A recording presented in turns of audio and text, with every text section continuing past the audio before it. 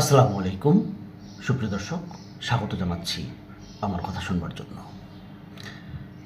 জামায়াতের শীর্ষ নেতা মতিউর রহমান নিজামী, আলী হাসান মোহাম্মদ মুজাহিদ, আব্দুল কাদের মোল্লা, মোহাম্মদ কামারুজ্জামান, মীর কাসেম আলীর বিচারের নামে ফাঁসি দেওয়ার যে ঘটনাটি ঘটেছিল, সেই ঘটনায় দলটির নেতাদের দায়ী করছেন এই শহীদ পরিবারের সদস্যরা।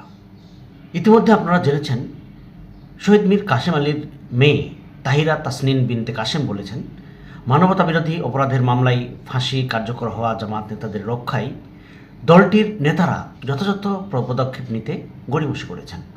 গত শনিবার নিজের ফেসবুকে দেওয়া শিল্পপতি হিসেবে পরিচিত মীর কাসেম আলীর কন্যা তাহিরা তাসনিন বিনতে কাসেম তিনি বলেন, পারিবারিকভাবে তারা আমাদের অনেক কাছের, বিশেষ করে তাহের চাচা মীর কাসেম আলীর, কিন্তু জামাত দল হিসেবে যথাযথ পদক্ষেপ নিতে গড়িমসি করেছে তাদের নেতাদের, অর্থাৎ মতিউর রহমান নিজামী, আলী হাসান মোহাম্মদ মুজাহিদ, আব্দুল কাদের মোল্লা, মোহাম্মদ কামারুজ্জামান, মীর কাসেম আলীর ফাঁসি আটকাতে। দিনের আলোর মতো যা আজ স্বচ্ছ, এটা তো সবাই একমত হবেন। তিনি আক্ষেপ করে বলেন, শহীদি মর্যাদাই আমাদের একমাত্র সান্ত্বনা এখন এবং আগামীতেও। এছাড়া আপনজনেরা তো শুধু ধোঁকা দিয়েছে। তাহিরা ক্ষোভ প্রকাশ করে আরও লেখেন, জামাত আমাকে এমপি পদ অফার দিলেও আমি সারা জীবন এটা বলে যাব যে নিজের হাতে হত্যা না করলেও আমাদের বাবাদের হত্যার পিছনে তারাও দায়ী। এটা আমার কাছে এক প্রকার ক্রাইম অব অমিশন। তিনি জামাতের বর্তমান নেতাদের উদ্দেশ্যে লেখেন, তারপরেও আপনারা ভালো থাকেন, আমার বাবার প্রিয় সংগঠন ভালো থাকুক। ক্রাইম অব অমিশন এটা হচ্ছে যার আইনি ভাষায় বলা যায় ক্রিমিনাল অমিশন বা অপরাধমূলক অবহেলা বলতে এমন অপরাধকে বোঝায় যেখানে কোনো ব্যক্তি বা গোষ্ঠীর আইনগত কর্তব্য পালনের সুযোগ থাকা সত্ত্বেও তা না করে অপরাধ সংঘটিত হতে পরোক্ষভাবে সাহায্য করা। অর্থাৎ আইনগতভাবে যদি কোনো ব্যক্তি সক্ষম হওয়া সত্ত্বেও তার উপর অর্পিত আইনি কর্তব্য পালন না করে এবং তার ফলে অপরাধজনিত ক্ষতি ঘটে, তাহলে একে একটি পূর্ণাঙ্গ অপরাধের বিকল্প হিসেবে গণ্য করা হয়। এর আগে জামায়াতের সমালোচনা করে দলটির সাবেক আমির মাওলানা মতিউর রহমান নিজামীর ছেলে মোহাম্মদ নদিমুর রহমানও সোশ্যাল মিডিয়ায় স্ট্যাটাস দেন। নিজামী 1991 এবং 2001 সালে জাতীয় সংসদের এমপি নির্বাচিত হন এবং বাংলাদেশ সরকারের কৃষি ও শিল্প মন্ত্রণালয়ের মন্ত্রী হিসেবে অত্যন্ত সফলতার সঙ্গে দায়িত্ব পালন করেন 6 বছর। মানবতাবিরোধী অপরাধের মামলায় মৃত্যুদণ্ডাদেশ পাওয়ার পর 2016 সালের 11 মে তার ফাঁসি কার্যকর করা হয়। নিজের ভেরিফাইড ফেসবুকে নিজামী পুত্র মোহাম্মদ নাদিমুর রহমান লেখেন, কথাগুলো শতভাগ সত্য এবং যৌক্তিক। আর জামায়াতের নীতি আদর্শ থাকবেই বাকি গড়ে। জামায়াতের যেই 6 নেতার অন্যায়ভাবে ফাঁসিতে ঝুলিয়ে হত্যা করা হয়েছে, তাদের এই ফাঁসি ঠেকাতে পারলেই না জামায়াতের নীতি আদর্শ ঠিক থাকত।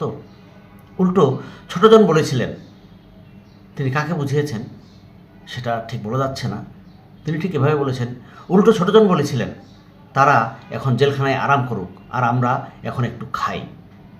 আর বড়টা তো পরে মুখ ফসকে বলেই ফেলেছিলেন, তারা জেলখানায় পচে মরুক, আমরা আমাদের সংগঠন গোছাবো, না হলে আমাদের সন্ত্রাসী সংগঠন হিসেবে ঘোষণা করা হবে।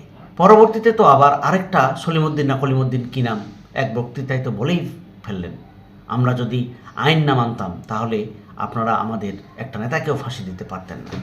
তিনি আরও লেখেন, ছাত্ররাও যদি আইন মানত তাহলে এই জালিম হাসিনা সরকারের পতন জীবনে ঘটাতে পারত না। নিজামীর ছেলে আরও বলেন, বাংলাদেশ নতুনভাবে স্বাধীন হওয়ার পর আওয়ামী লীগকে ক্ষমা করার কথা বলে কে আওয়ামী লীগের পুনর্বাসন চাই, এটা পুরো ক্রিস্টাল ক্লিয়ার। আবার অন্যদিকে এক নেতার এক কথা, আবার আরেক নেতার আরেক কথা, অর্থাৎ কোনোটার সঙ্গে কোনোটার মিল নেই। স্ট্যাটাসে নিজামী পুত্র মানবতা বিরোধী মামলায় মৃত্যুদণ্ডপ্রাপ্ত জামায়াতের আরেক নেতা এটিএম আজহারুল ইসলামের জন্য নেক হায়াত ও সুস্থতা কামনা করেন। সেই সঙ্গে তিনি যেন দ্রুত মুক্তি পেয়ে জামায়াতের হাল ধরেন এমন প্রত্যাশাও ব্যক্ত করেন নাদিমুর।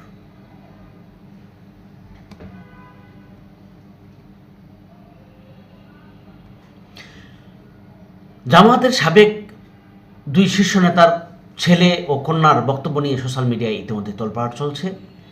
তবে বেশিরভাগই নেটিজেন বলছেন, অধ্যাপক গোলাম আজম, মতিউর রহমান নিজামী, আলী হাসান মোহাম্মদ মুজাহিদ, আব্দুল কাদের মোল্লা, কামারুজ্জামান, মীর কাসেম আলী, এটিএম আজহারুল ইসলামরা হিন্দুত্ববাদী ভারতের বিরুদ্ধে কঠোর অবস্থান নিয়েছিলেন।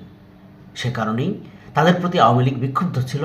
মূলত দিল্লির এজেন্ডা বাস্তবায়ন করা হয়েছে এই হত্যাকাণ্ডের মধ্য দিয়ে।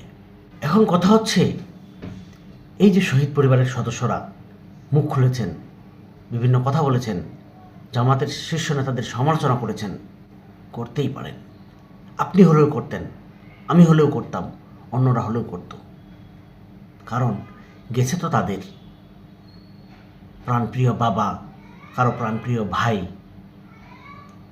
কারো প্রাণপ্রিয় মামা, খালু, ফুপা, তারাই তো মারা গেছে, শহীদ হয়েছে। কি পেয়েছে তারা? হ্যাঁ, একটা কথা সত্য যে যখন মানুষ বিপদে পড়ে,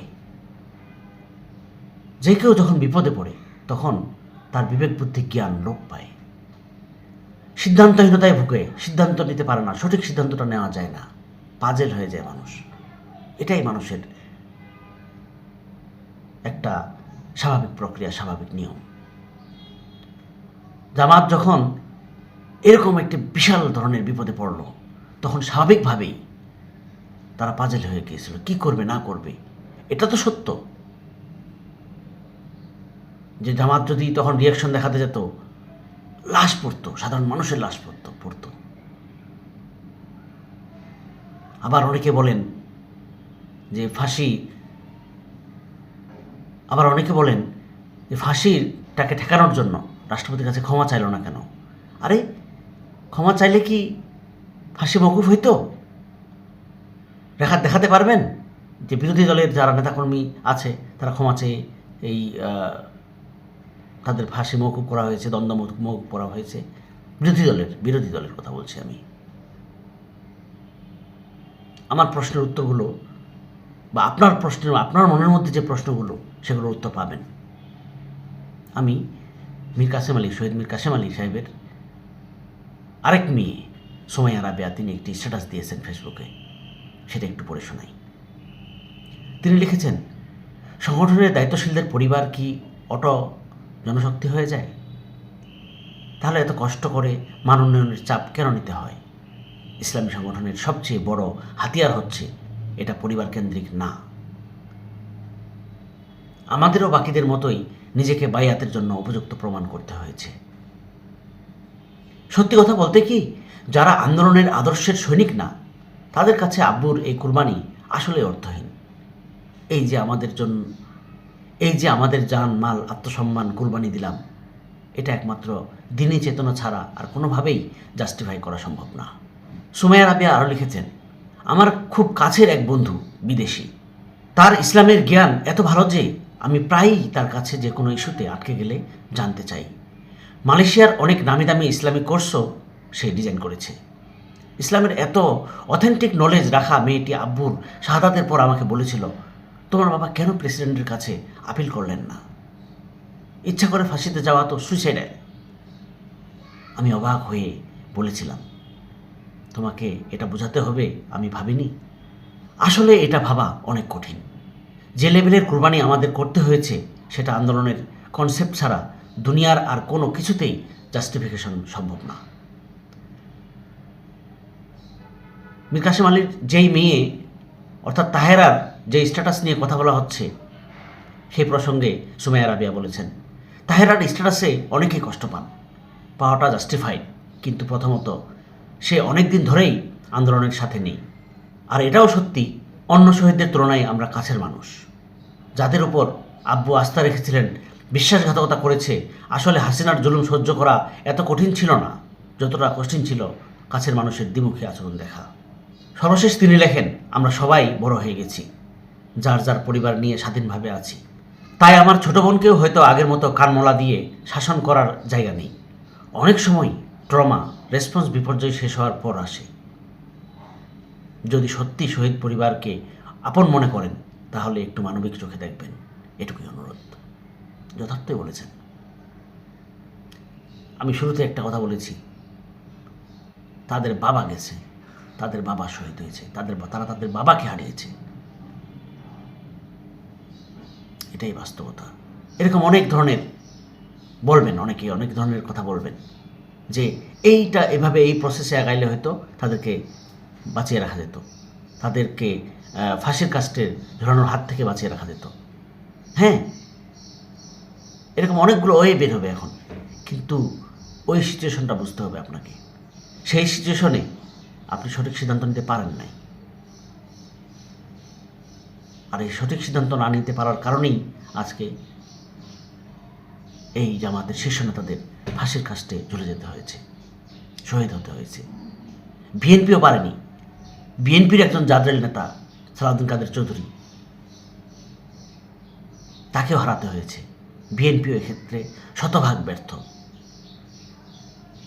তবে আজকে সালাউদ্দিন কাদের চৌধুরীর তখনকার একটি বক্তব্য আমি খুব মনোযোগ সহকারে শুনছিলাম, ইউটিউবে পাওয়া যায়।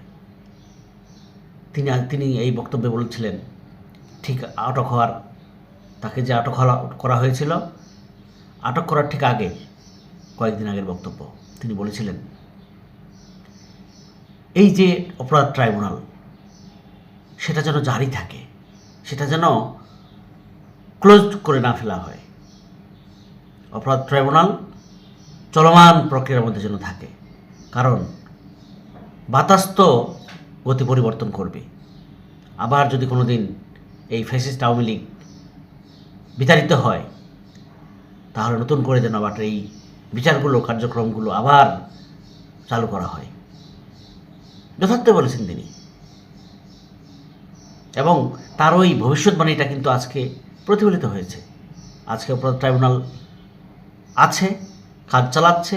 শেখ হাসিনা সহ যারা অপরাধী, তাদের বিচারের কাঠগড়ায় দাঁড় করানো হয়েছে। তৎকালীন আইনমন্ত্রী ছিলেন, যারা ছিলেন সংশ্লিষ্ট, তাদেরকে আইনের আওতায় আনা হয়েছে। এটাই এখন আমাদের এটুকুই পাওয়া। সামনে কী হয় সেটাই আমরা দেখব। তবে আমি একটা কথা বলতেই চাই, যারা হারিয়েছেন তারা হারিয়েছেন, আপনি হারাননি। আপনি এর মর্ম বুঝবেন না, বেদনাটা বুঝবেন না।